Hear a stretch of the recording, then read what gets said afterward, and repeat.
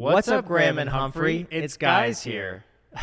That was good. That was a one take. All right, today I am here with Graham Stephan, the one and only, and we're going to be playing Overrated, Underrated with different types of financial topics. We both have these ping pong paddles here, and we're going to be talking about 4 different categories. The first is ways to grow your net worth. Second will be financial social norms. Number 3, investing beliefs. And number 4, spending and lifestyle choices. Graham, are you ready? I'm ready. I'm looking forward to this. And we get to right. keep these, right? You get to keep these. These are my gift to you. I know my you are a gosh. frugal king, and this is what you get for filming with me. So That's so cool. you're welcome. All right. You got to sign one of these. I will sign one of these just for Graham. All right, category number 1 on ways to grow your net worth. Living with your parents longer than the average person to invest aggressively. Overrated or underrated? Yeah, so this means I think more people should be living with their parents to save the money. I also agree. Underrated. I think a lot of people should be staying with their parents as long as possible, but I also think there's a type of person who's going to live with their parents who's going to be completely complacent.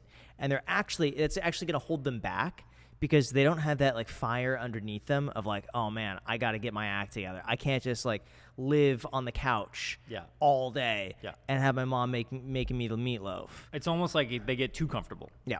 And so you want to stay at home to save aggressively, but you don't want to take advantage of it, right? Like so much so that it's egregious. Yeah. Okay. But well, I think as long as you could be saving the money and you're not like living with mom and dad and like you're able to save an extra $2,000 a month, but then you spend it at the bar, then it kind of defeats the purpose. If you have if you have a purpose and a goal in mind and that's helping you get to the goal, then I'm all for it. Well, I stayed at home until I was like the age of 30, and I remember I would have extra money monthly, and I'd be like, oh, well, I can go on some dates here and there, and I can go to Nobu, but that only happened once. But still, it was a huge waste of money. But I was like, I live at home, I don't pay rent, so I would rationalize that spending in other ways. So as long as you're doing it responsibly and you're investing aggressively, then I think it's underrated, right? I agree. All right, category number 1, question number 2. You're gonna like this, Graham. Just cutting out coffee or small expenses. Oh, You think it's overrated? I think it is overrated. Because you probably think, oh, it's only a few bucks. It's not like, the bigger expenses like your car, your house, like all of these things are going to make a much bigger difference. I see your point of view. But the little tiny ones add up. It's like asking a bodybuilder, can you eat a donut?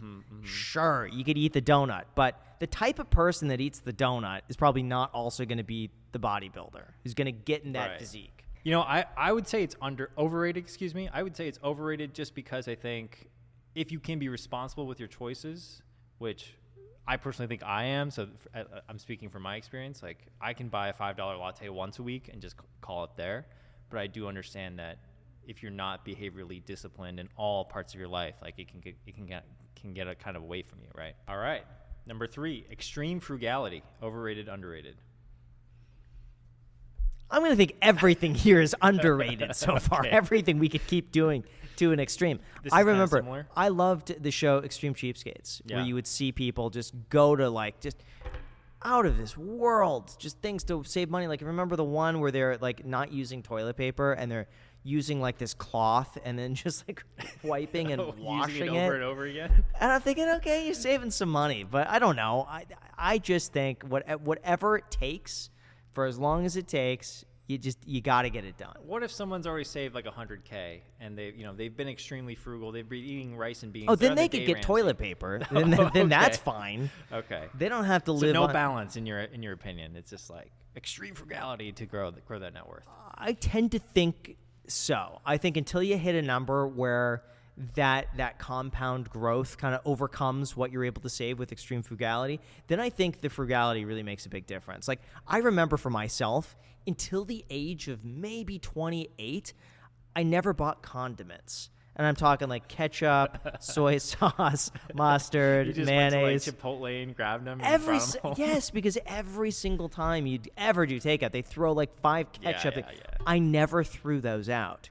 And so I remember I had a barbecue for 4th of July, and we were some friends brought like hot dogs and burgers. And for me and the condiments, I had the condiment drawer with like hundreds of bags at this point. I just pulled it out and I give people ketchup but I'm just saying, it's like, don't be wasteful. And then at the same time, that was the same point where I never bought trash bags. I'd reuse the grocery bags. All right, we're going on to number 4, moving to a low-cost area on ways to grow your net worth. Do you think that's overrated or underrated? I'm going to go underrated.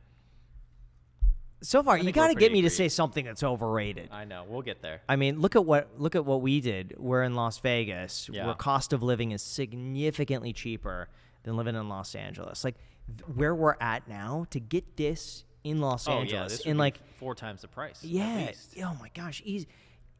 First of all, this wouldn't exist because local zoning wouldn't allow this structure to exist in a residential area. Like right now, we're within houses. You would have no idea this is here. Yeah, exactly. LA, this would be a zoning no-no. What if someone has to move somewhere to, let's say they move to a low-cost area, but the job opportunities aren't great? You got to balance it out. I mean, you really got to look at like, hey, what are the opportunities and what am I going to save? And there's an equation to everything. Or you could look at like, okay, I could move to this rural part of the middle of nowhere where my rent is $800, but my salary is going to be capped at $2,500 a month. Like that's a bad deal. But if you could move to Austin, where all of a sudden you could make $120,000 a year working at this new tech startup, where your rent is $2,500 for a house, then that might be pretty good. Or if you have a remote job and you have like a tech salary and you're living in this low cost of living area, you could sock away a lot of money, right? Yeah, but it seems like more and more often, like your opportunities these days are really chalked up to relationships and how much you get your face in front of these people. It's harder to do online. The next one is actually networking is more important than skills for increasing your income. Do you think that is? I think that's underrated. Yeah. Yeah, I think it's incredibly true. You got to be a people person, and you got to just. You can't be a weirdo, and you got to kind of like... you got to be pleasant. You got to be pleasant, but like, you know, the friendlier you are, the more of a people... Like, the more you see someone, even if it's just like at the water cooler, it's like, yo, what's up, John? How's it going? How's it going today? You see the game last night? Like, stuff like that actually does make a difference. And it gets you opportunities. It does. It does, because it's like, who comes to mind? Especially if you're doing favors for these people. Someone's like, hey, my work load is getting kind of crazy, and you kind of step in. You do a little more than what you're paid. Yeah. People start to think, oh, I like that guy. Yeah, I would say most people would probably choose someone that's 7 out of 10 in skills with a 10 to 10 pleasantness score over someone who's really great at what they do, but they're just awful to work with, right? I'd rather just choose the person who's decent, but I can spend a lot of time with them. I'm also a firm believer that skills, a lot of them can be trained. Like there are people who are naturally gifted at something, but you could get like 90% of the way there, someone with just a good attitude. Yeah. Okay, I agree with you, Graham.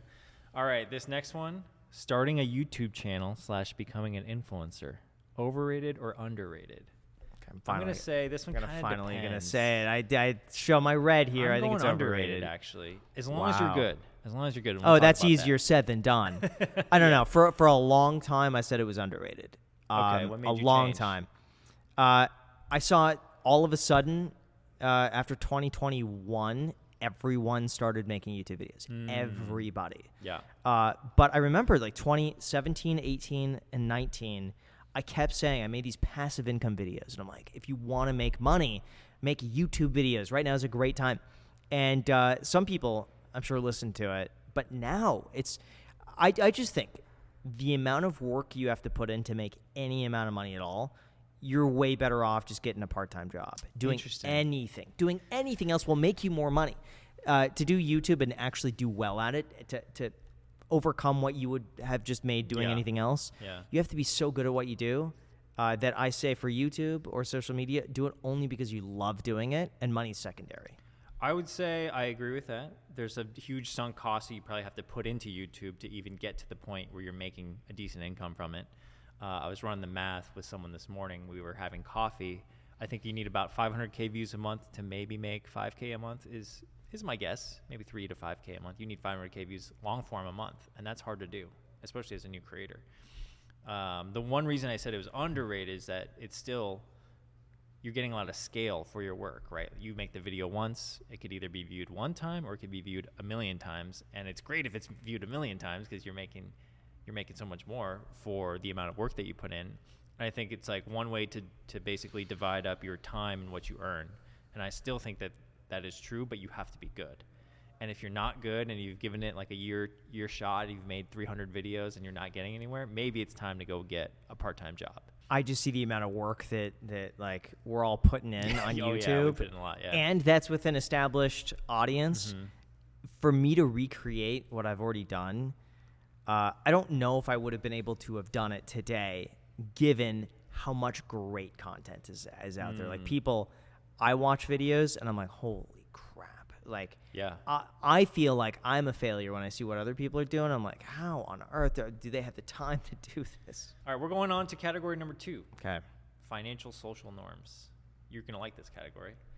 First one, money can buy happiness. And I think if you say underrated, you believe that it can buy happiness. Yeah. And if you say overrated, money can't buy happiness. Okay. So I'm going to go underrated. I think overrated. Okay. Yeah, so you think money can buy happiness? To a degree. Well, everything is to a degree. I mean, Yes. then I should be saying underrated. I don't think you're going to be substantially happier with more money. I don't think so. I guess it depends on what you value. I value convenience a lot. And so as I've made more money, I've realized, I can spend money to get rid of something I don't really enjoy spending my time on. For example, what? Well, for example, for a while I didn't have a washer dryer in unit, and I just went downstairs to the dry cleaner, and they did wash and fold for me for $25 a week, and I was like, this is great. I'm spending $25 a week. I don't have to spend an hour and a half doing my laundry every week. This is awesome. So that inherently gave me that time back, which made me happier. And I was like, oh, well, if I didn't have this extra $25 a week or whatever, I would feel a little bit stressed about having to go to the laundromat and like putting the quarters in and then spending 3 hours there and figuring that out. So to me, I was like, if there are things that can buy me convenience, then I think that is going to make me pretty happy. Obviously, it's not going to solve the fulfillment issues or how great you feel with your partner or how great you're feeling like life is, but I think it can solve a lot of day-to-day little problems that can make me in turn happier in the short term, perhaps. Yeah. So I don't know. I think it gets rid of some stresses, but I think everyone has like a baseline of kind of where their temperature is set in terms of like where they are in life. And for the most part, it's always going to fluctuate within a few degrees of that. So if you're overall like you're an 8 happy, you're probably going to be, a 7 to a 9. And if you're a 5 happy, you're probably going to be a 4 to a 6. So I don't think, I'm no more happier today than I was like 20 years ago. But maybe I'm a little less stressed out. That's probably it. Maybe you also have your baseline level of needs met. If we talk to someone who's really struggling paycheck to paycheck, I'm sure money could buy them a little bit of happiness. Yeah, that's true. Okay. So let us know in the comments what you think. That's a pretty hot topic. All right. Number 2, renting is throwing money away. Wait, so what is underrated is that I disagree with that. Renting is throwing money away. Underrated. Sorry, these are... This should probably be agree or disagree. I think this should be agree. Okay, why don't we do agree or disagree? Renting is throwing money away. Disagree. I think renting is probably a better option for most people today. I would also agree with your disagreement, which is that honestly, in a lot of these high-cost living cities, renting is by far the cheaper option, and you should just invest the difference, and you don't have to worry about being a landlord. Yeah, I'm selling a lot of my property. I got one closing Wednesday, I believe. That one's closing. That's the duplex. Oh, congrats! Is that your final duplex. real estate property? Oh, no. I have another one in escrow. They were doing inspections today, so we'll see how that goes. All right, next up we got college. Overrated, underrated, Graham? Wait, you think college is underrated? Do you think more people should go to college? I think it gives people a really good basis for navigating like their adult life. But obviously I went to college. A basis? No, a basis is you throw them out in the real world and let them fend for themselves. Let them just figure it out with a boss and like skills, taxes, accounting, so your responsibility. Yeah, your opinion is like sink or swim. Yeah. Just get them out there. I just think experience. Because otherwise you're just kind of, spinning your wheels in college. Like, unless you have a very specific field that you want to go into that is required like law of that. Or or you get into an Ivy where you could be around a lot of really successful people and get into those networks. Then I think, okay, maybe if you have a scholarship or something, But other than that, I mean, things are evolving so quickly that by the time like what you learn in college is going to be totally outdated. I just think that the best course of action right now is to be really self-motivated, disciplined, and embrace learning on your own. And I think just about anything you'd want to, like, you have a computer in front of you. You have what people dreamed about having decades ago, and you have it right now. It's real. Take advantage of it. I'm going to say underrated only because I think that a lot of people don't have what you just described, which is this willingness, this self-starterness to like just go and learn stuff on the computer. They kind of need this system to be in so that they learn kind of like, they kind of execute a plan. Yeah, but you could still get that by having a boss. Like they're going to tell you exactly what they want done anyway, and you get to save 4 years of not spending money. That is just true. to go that to is true. Like most of what these people learn at college, they're doing a job that like college is not going to teach them what to do in their job. Would you argue college is underrated for at least the networking part, depending on the college you go to? So you're networking around peers. And so if you're at like, you know, Arizona State University going to like crazy parties, it's like, hey, are those going to be the go-getters?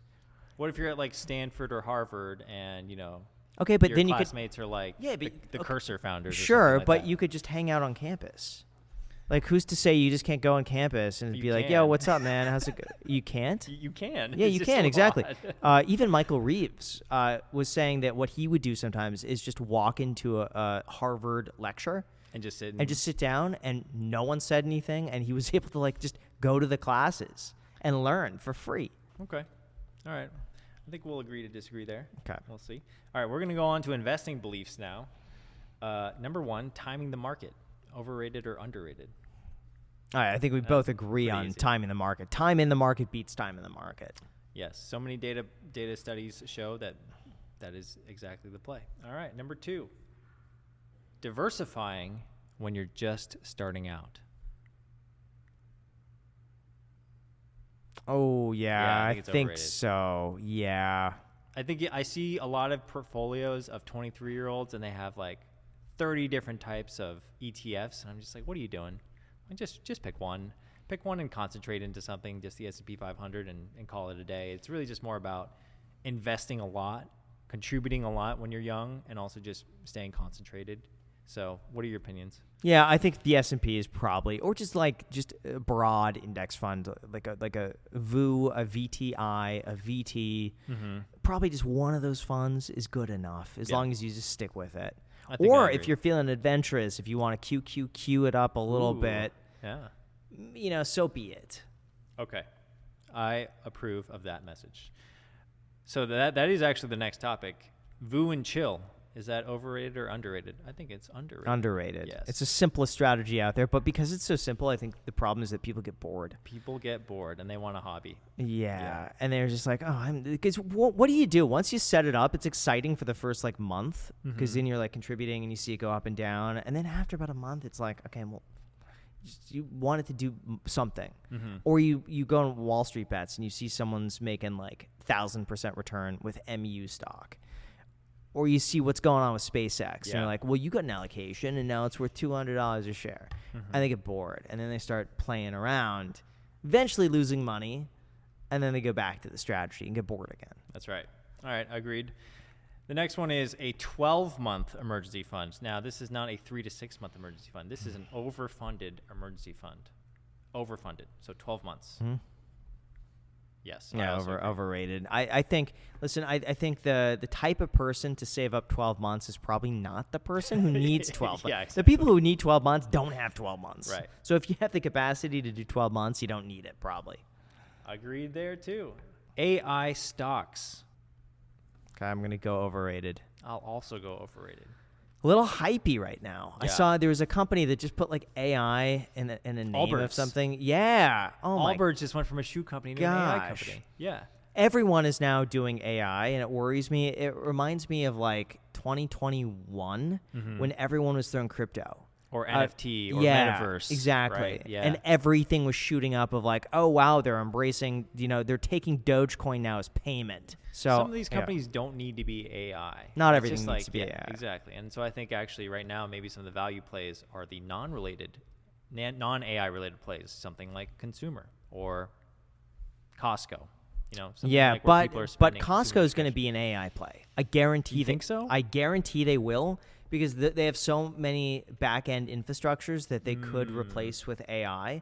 I wouldn't be surprised if at some point they say, hey, we're letting go of 20% of our workforce because we're having these robots now like categorize certain things. AI is going to predict what you're likely to buy, and we could increase our bottom line by reducing our expenses.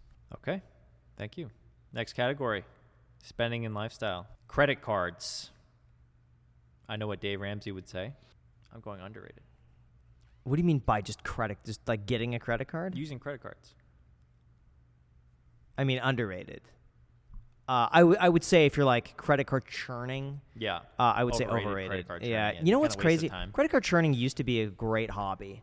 2016 came around. Chase Sapphire Reserve came out. Credit card churning just became so popular. That's when I got into it. It was 2016. And I had so many. I think at the peak I had like 12 or 13 credit cards, and I was racking up points, and I was using the points here and there. And then it became so restrictive. And so many people started doing it, and then the benefits started getting worse and worse and worse. Now it's not even worth the time. Like, it's very rare. Now the Chase Sapphire Reserve is not even that great. No. I don't know if you've seen the benefits, but they suck. Now I would honestly rather just like the Robinhood credit card. I don't have that card, by the either. way. Yeah, but objectively, I think that is probably one of the most attractive offers that I've seen. 3% cash back on everything, right? So, like, that's probably better. Just for simplicity, put everything on that card. All right, this next one is an expensive wedding. Overrated. I'll also agree. I'm not married, but you can speak from experience. Tell me. Yeah. I don't think you need to spend a lot of money. I think it's just all people care about is being around like good vibes and happy people. Good food. Yeah, but I wanted to cater Chipotle. Like, it doesn't have to. No, we didn't. We did not cater Chipotle. I said I was fine with it, but like I'm telling you, if you want to get married, people would have the time of their life if you just rent like a farmhouse with an open backyard. You catered Chipotle. You got Domino's pizza delivery. You go to Costco and you get like $1,000 of alcohol. You get speakers and you plug in a Spotify playlist.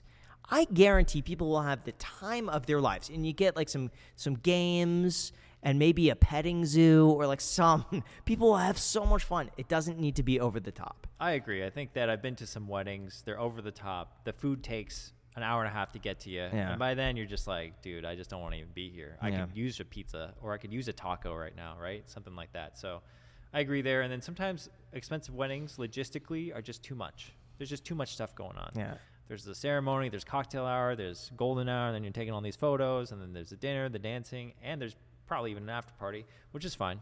I mean, maybe I'm just crapping on the wedding industry, but on that topic, let's talk about the engagement ring. Expensive engagement rings, overrated, underrated. Over. I'll also go over. The diamond industry is a scam. The whole thing. And, it's De Beers. It's a marketing campaign. It was a whole marketing campaign of the 3-month salary. Yeah. They said, how could we sell more diamonds? Oh, why don't we just tell men that they should spend 3 months of their salary? And somehow that became the norm, which is insane. And diamonds, the fact that you could replicate them now in a lab. They're just carbon. Exactly. It completely messed with the value of the diamond market, which has been going down. It's in a free fall, and the diamond industry is trying to get it back on track to bring. But personally, I think there's so many other gemstones out there. Like Macy's ring is opal. Yeah. And they're not like terribly expensive, but they're gorgeous. Now, they are a little more delicate, but it's opal. Okay. All right. We only got 2 more. Yeah. First one, fun money budget. You want a budget for fun things. Underrated. Yeah, I also say underrated. Tell me about your fun money budget you've had recently. So I'm terrible at spending money. I can't do it. I feel tremendous guilt every time I spend money on something I don't need. And so a lot of times I'll think to myself, do I need this thing even though I want it? Do I need it? No. I just don't buy it. But that leads to me not buying anything ever. So I made a challenge to myself to say I'm going to put some money aside. I'm going to find a way to spend it in a month guilt-free. And I did, and it was not easy. But I look back at it, and sometimes I'm thinking, I could have gone without some of those things. But then other things, I think, that was a good use. Like experiences, right? Well, a lot of it was really just better plane tickets. Oh, nice. Like Okay. upgrading the plane tickets and upgrading some of the travel. That was great. That was great, but still afterwards, I'm like, would I rather have just had the money instead? And I'm like, maybe I would have rather just have had money. So, but it's helped me get over the that anxiety of spending money. But I don't know how many other people feel the same way as I do. Like, they have a problem. Probably a lot of my money. audience does, actually. Okay, so that's good. Last one. It'll be a fun one. Okay. Collectibles like Pokemon cards or gold coins or art. Overrated, underrated. I think it's underrated. What do you mean? You're gonna say it's overrated? Oh god. It depends. If you're saying Pokemon, I'm gonna say overrated. If you're gonna say collectibles and certain things, I'll I'm go gonna say underrated on collectibles. Yeah. But Pokemon cards, I also agree. Right now, very overheated. Yeah. And Collecticons tomorrow, actually. As we're going to that. But I will say collectibles are underrated. I've been picking up some collectibles myself, gold coins mostly. I wouldn't call that. That's not a collectible. That's a precious metal. Well, that is a but commodity. The ones that I'm buying are like the collector's coins. So they're not really just the bullion. We're talking about like the 1920s Saint. Like the 1926 Saint, yeah. And, I got a couple other ones that I'm going to show you. But, yeah, okay. Some of those have like a collectible premium on top. Yeah. I've gone on a collectible binge lately. It's really bad. That's part of the budget that I told myself I wasn't going to spend it. I bought the entire 1962 Mars Attacks complete set. You think all it'll go up in 55 value? cards.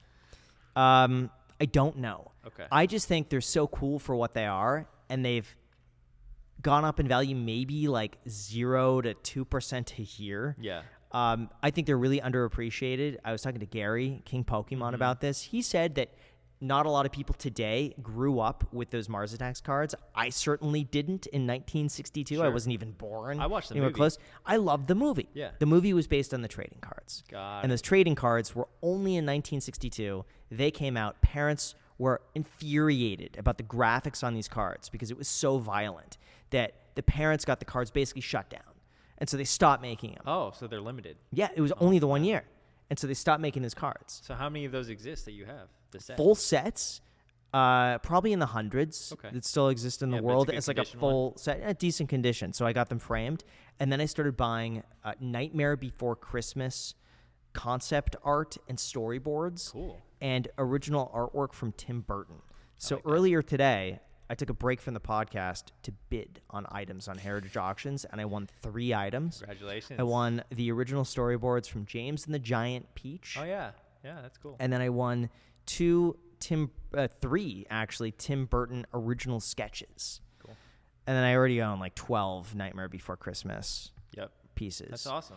So I love What them. percentage of your portfolio, of anybody's portfolio, should collectibles be? Under 3%, 3%. I think Yeah. would even be, I would tend to think somewhat on the aggressive side, unless you're like, that's your hot. I think if you could take 3% to maybe 10%, if it's If it's your really diehard strong hobby. Sure. Like some people, they like to go to the bar. Some people it's sports. If your thing is, I like collecting 1962 Mars Attacks cards, Yeah. fine. Okay. Or like certain artwork or certain things like this, I think it's totally like I see people with Lego collections that are like very expensive, and that's probably worth more than 10. But if that's your thing and you're not like doing drugs or like just being just crazy, then I think that's a harmless hobby. How about this? If you agree or disagree, by the way, with anything that we've been talking about, let us know in the comment section. I will be in the comments perusing, and I'll probably be responding to some of you guys.